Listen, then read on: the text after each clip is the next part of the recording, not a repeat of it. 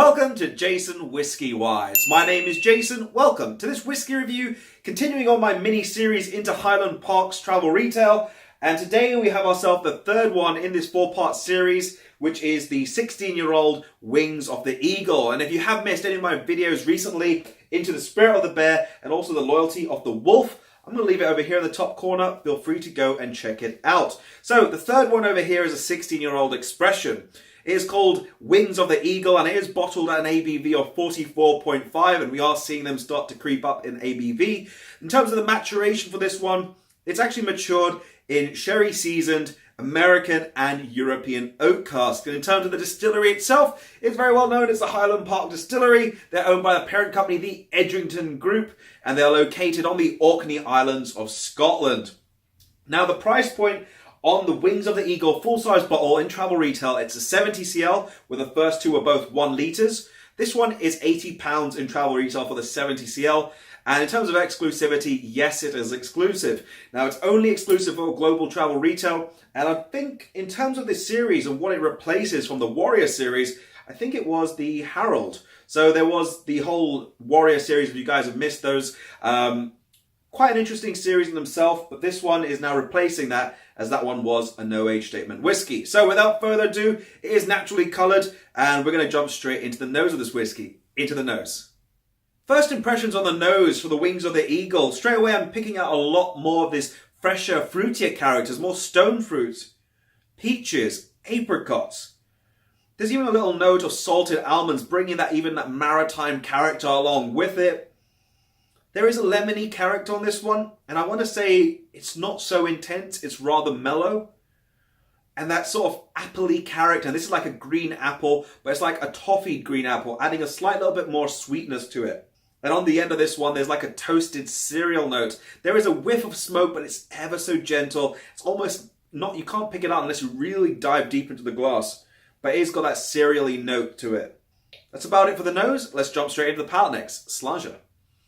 Let's get things started now onto the palate. Arrival onto the palate, you're greeted by a nice, I thought was a light texture, light medium, but it develops so much more. It becomes succulent, it becomes a bit oily, and you're getting this medium full texture, quite rich as actually it's developing even further on the palate.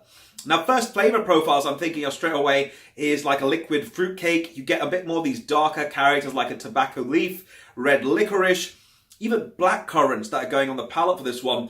Then you get a bit of softer, sweeter note in this vanilla fudge, roasted almonds, and there is a hint of this one, even a slight briny character, but it's ever so soft. I want to go back to say salted caramel, but it's then going straight back into these dried fruity profiles where it's just a lot more of these raisins and figs and prunes all just stewing together in their own juices. Fantastic, the palate on this one. I can't wait to get into the finish, and we'll come to our conclusion on this whiskey.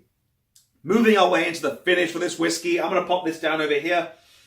Flavor profiles on the finish. This has got a nice long finish. You're getting stewed apples and their own juices. You're getting a combination of those dried fruits coming back into the mix. Sun-soaked sultanas, a little bit of fudge, and there's a slight toasted sweet note, which for me that feels like toasted caramel. Really incredible on this one on the palate. In terms of my rating, I'm going to give this one an 89 out of 100. With the Wings of the Eagle, you're looking at a very nice, well-balanced, very well-structured whiskey. The nose is fantastic, and one thing I do recommend, if you have got this bottle, or you're planning on buying this bottle, give it a little bit of time in the glass, and you're going to start to see these dried, fruitier profiles really start to come out as you give it time, in terms of adding water to it. It's got a great flavor profile, which can really be enjoyed, and I just wish it crept up to maybe 46%, as it would really give you so much more. But very well balanced whiskey, very well structured. Flavor profile is very good. And one way I can actually describe this whiskey is it's succulent. It's just juicy and succulent with all these fruitier profiles, which I really enjoyed. In terms of do I think it's value for money at £80 versus the Harold that was there last year in terms of travel retail, if I saw the Harold and this one, I'd definitely pick up Wings of the Eagle. And I've tried a lot of travel retail. It's something I specialize here on the channel.